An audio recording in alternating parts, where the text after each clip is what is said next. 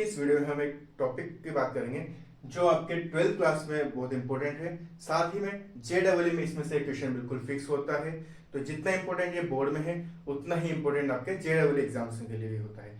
तो सबसे पहले बात करते हैं मैट्रिक्स। मैट्रिक्स होता क्या है, मैट्रिक्स का ऑर्डर क्या होगा और कितने टाइप की मैट्रिक्स होती है, उसके बाद हम उसके ऊपर कुछ क्वेश्चंस देखेंगे।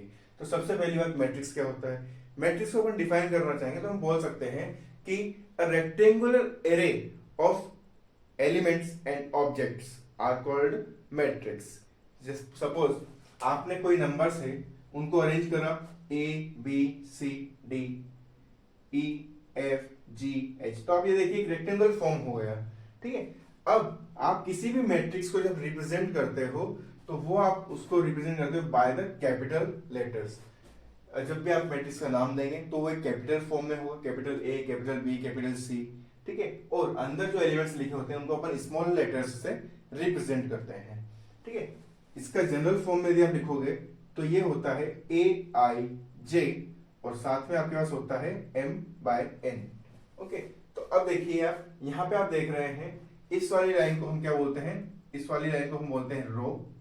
ठीक है, तो यहाँ पे हमारे पास कितनी रो है, रो 1 एंड रो 2। यहां पे आप इनको बोलते हैं column, column 1, column 2, column 3 and column 4।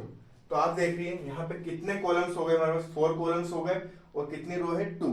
तो हम बात करेंगे तो इसके पास यहाँ पे जो ऑर्डर होगा वो हो जाएगा 2/4।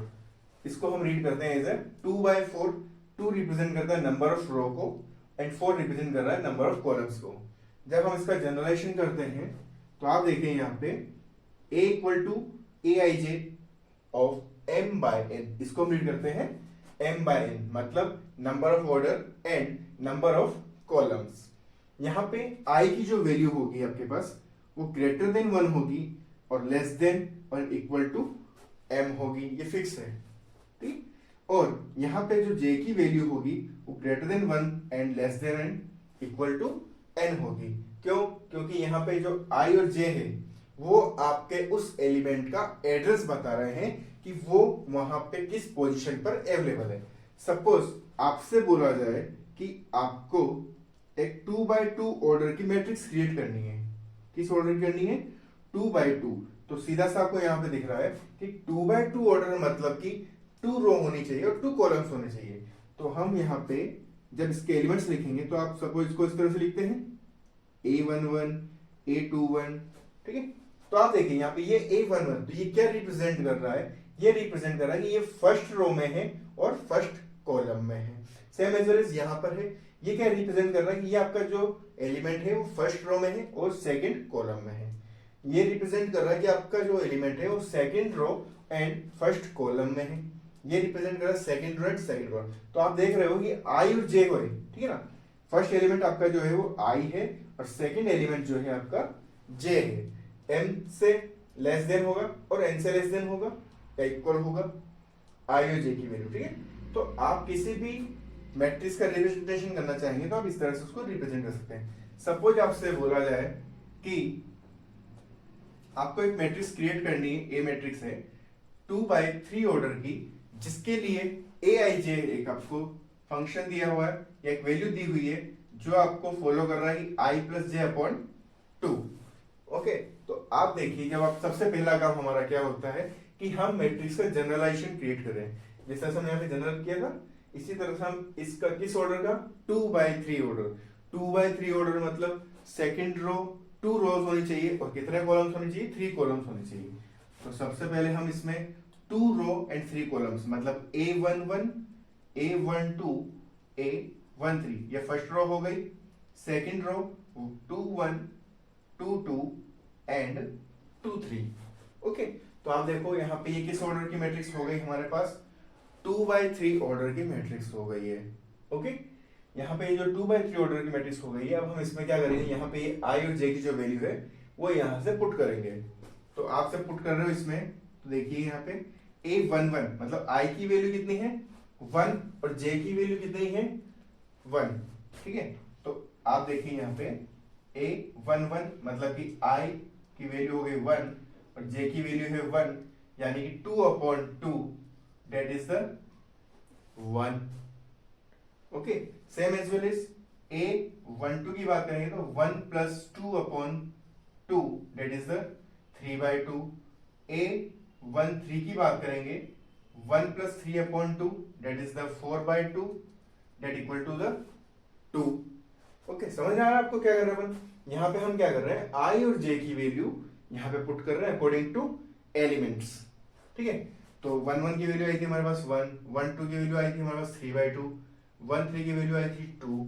ऐसे यदि 2 1 रखेंगे तो 2 + 1 3, 3/2, 2 2 यानी 2 + 2/4, सॉरी 2 + 2 4/2 यानी 4/2 that is also 2, 2 + 3 that is the 5/2।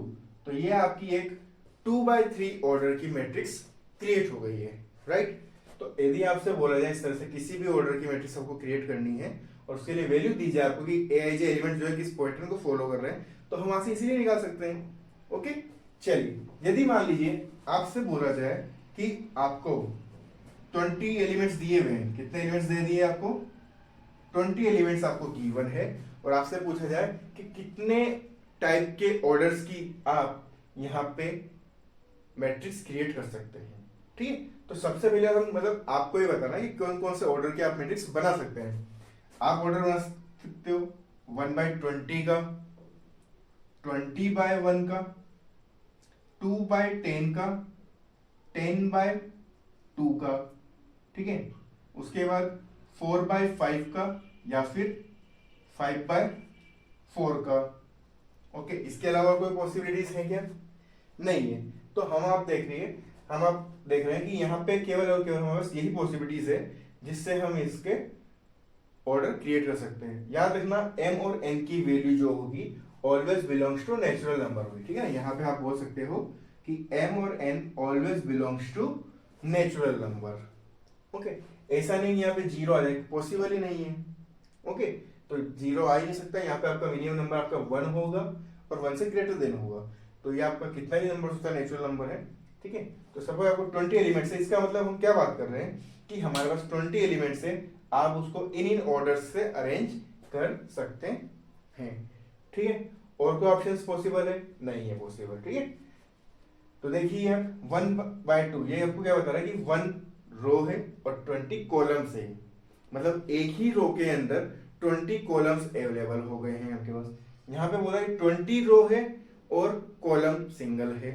यहाँ पे बोला है 2 रो एंड 10 कॉलम्स, यहाँ बोला है 10 रो एंड 2 कॉलम्स, इधर बात कर रहा है 4 रो 5 कॉलम्स, 5 रो एंड 4 कॉलम। तो हमारे पास इस तरह से 6 पॉसिबिलिटीज अवेलेबल है जिससे हम इसकी मैट्रिक्स क्रिएट कर सकते हैं। ओके।